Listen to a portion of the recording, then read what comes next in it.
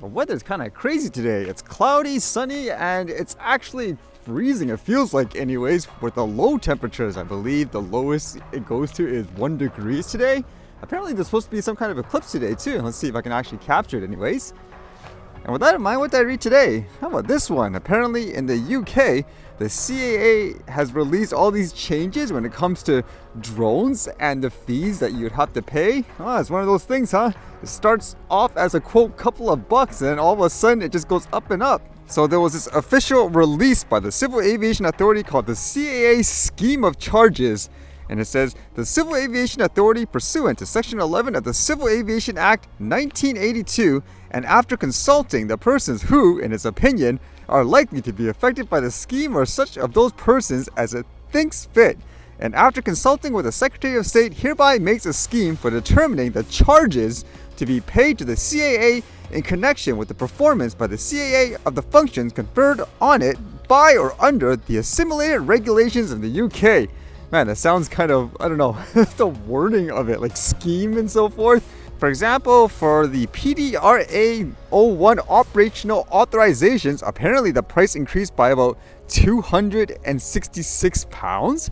For things like the PDRA application, it increased from £234 to £500 a year, and that's effective April 1st. And no, it's not an April Fool's joke. And as well, various other applications, for example, under the new UK Specific Operations Risk Assessment Methodology. It just keeps going and going. It's one of those things where, again, it just doesn't stop, until people say, okay, enough is enough, I guess. But for the most part, people will just let it happen, I suppose, when it comes to this stuff, huh? I wouldn't doubt if that starts happening elsewhere around the world. And with that in mind, actually, in terms of things like having to pay money as a drone operator, how about this one, where apparently somebody got fined for flying around Banff National Park. And this one here says, tourist pays hefty price for flying drone in Banff National Park. An American tourist was slapped with a $500 fine for flying a drone in Banff National Park.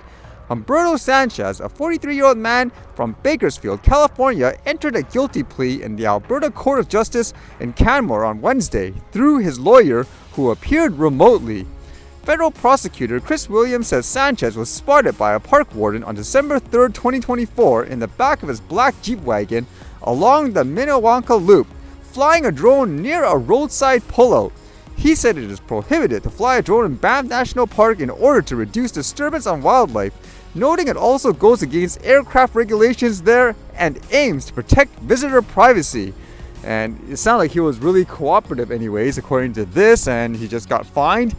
And it makes me wonder too, in this case, although the focus is on the fine in terms of flying the drone in that area, this guy was a tourist, and it makes me wonder, was he actually, for example, authorized in general since he was a foreigner? Because here anyways, there's all those rules with SFOCs and stuff like that if you are a foreigner coming here, like to fly a drone and all that too.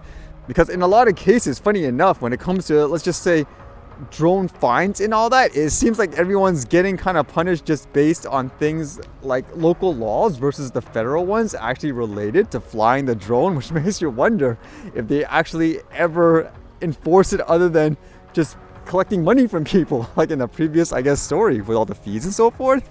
And with that in mind, how about dangerous drones? As you know, in the war and so forth between Russia and Ukraine, there's a lot of news about things like Shahed drones being used. This one was kind of a countermeasure unit of sort, which looked kind of interesting anyways. It says here, I guess, for over a year, various units of the armed forces of Ukraine have been actively using aerostats, aerial platforms, which play an important role in ensuring sustainable communication, monitoring, and defense. Aerostats perform the function of retransmitters, which allows communication to be maintained much more stable than through ground means. This is extremely important for effective military coordination, one of the developers says. The aerostat is capable of climbing to a height of about 800 meters, carrying a payload of up to 10 kilograms, and works regardless of weather conditions. In addition to communication, it performs the functions of surveillance, radio electronic combat, and interception of enemy drones. The company Aero Bavovna is working on a new development, a special device for intercepting enemy UAVs of Shahed type. Together with partners, the company is also working on a state-of-the-art air defense complex. A thermal vision camera is used to detect enemy drones, which allows to capture and detect the target in time, aerostats continues to improve and find different ways to apply in the military field. Well, it looks kind of interesting again, just based on the pictures and all that, but stuff like this you should be worried about overall anyways, in terms of drone threats in my opinion.